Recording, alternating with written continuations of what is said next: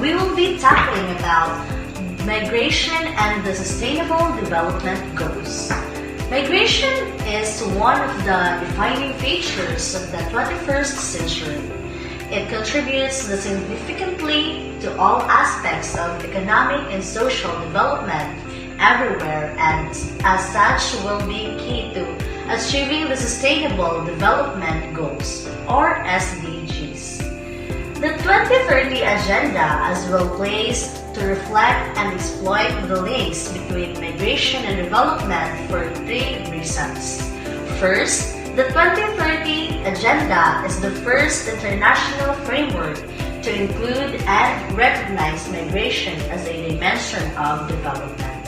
The agenda includes migration-related targets and recognizes its importance to contribute to sustainable development while acknowledging the specific vulnerabilities migrants face in UN 2015. Second, migration interacts with all dimensions of development.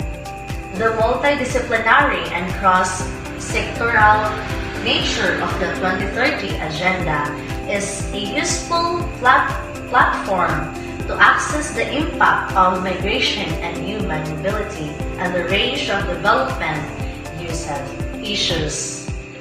By Lundbach, 2014.